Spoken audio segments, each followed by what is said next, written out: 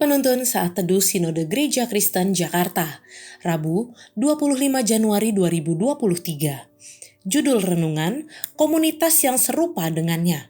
Diambil dari kitab Filipi 2 ayat 2-5. Karena itu, sempurnakanlah sukacitaku dengan ini. Hendaklah kamu sehati sepikir dalam satu kasih, satu jiwa, satu tujuan, dengan tidak mencari kepentingan sendiri atau puji-pujian yang sia-sia. Sebaliknya, hendaklah dengan rendah hati yang seorang menganggap yang lain lebih utama daripada dirinya sendiri. Dan janganlah tiap-tiap orang hanya memperhatikan kepentingannya sendiri, tetapi kepentingan orang lain juga.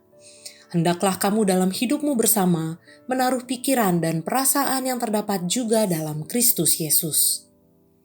Salah satu nilai baik dari etnis Tionghoa yang juga dimiliki oleh etnis lain juga adalah nilai untuk hidup bersama, hidup dalam komunitas.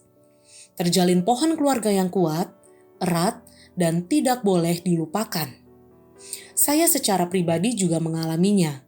Setiap kali berkumpul dalam momen Imlek atau momen lain, saya diharuskan untuk memanggil setiap kerabat atau keluarga satu persatu sesuai posisinya dalam keluarga. Entah itu adalah sepupu, paman, bibi, dan lain-lain. Kebiasaan ini bertujuan untuk menghormati dan menjaga ikatan dalam keluarga. Saya juga selalu diingatkan oleh kedua orang tua saya untuk mengingat dan menjaga keakraban dengan saudara dan kerabat keluarga. Sebab, sebagai individu kita sadar bahwa kita memiliki keinginan dan kemauan tersendiri. Kita cenderung menjadikan kemauan kita yang jadi utama. Hal ini rentan menimbulkan konflik, bahkan sampai perpecahan. Itulah mengapa dalam keluarga Tionghoa sangat menjunjung tinggi serta melestarikan nilai silaturahmi. Dalam nas yang kita renungkan hari ini, Paulus yang berada dalam penjara dengan kondisi dalam penderitaan. Dia tetap bersuka cita karena dia dapat mengalaminya karena Kristus. Tetapi satu hal yang akan menjadi duka cita yang memberatkan dia. Tentu saja bukanlah soal dirinya sendiri, tetapi ketika jemaat tidak hidup dalam kesehatian dan kesatuan. Paulus mengatakan, sempurnakanlah sukacitaku dengan mereka hidup dalam kesatuan dan kebersamaan yang kokoh.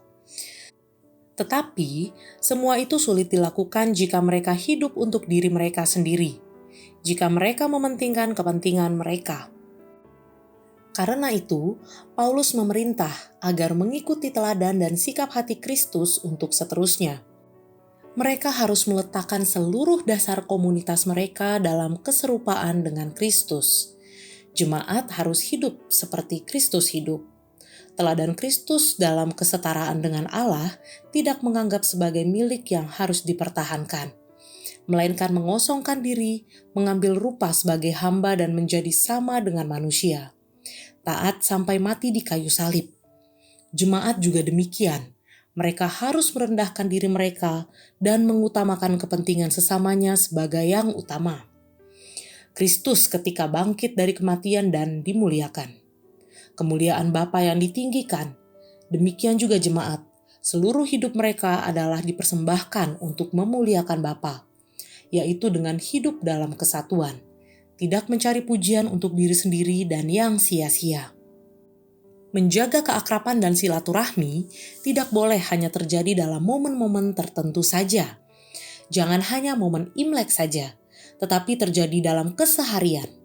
Menjaga kesatuan itu dengan meletakkannya pada dasar yang kokoh, yaitu di dalam Yesus Kristus. Mengikuti Dia dan sikap hatinya untuk seterusnya. Menjaga komunitas agar dapat hidup bersama. Saling menjaga dan saling melindungi dalam menghadapi berbagai badai kehidupan. Sebagai tubuh yang tidak terpecah-pecah, tidak hidup untuk diri sendiri, tidak mengutamakan diri, dan tidak mencari pujian yang sia-sia. Itulah cara hidup umat Allah yang menjadikan Kristus sebagai pusat dalam hidupnya. Amin. Komunitas yang kuat adalah komunitas meletakkan seluruh sikap hati dan hidupnya serupa dengan teladan Kristus. Terpujilah nama Tuhan.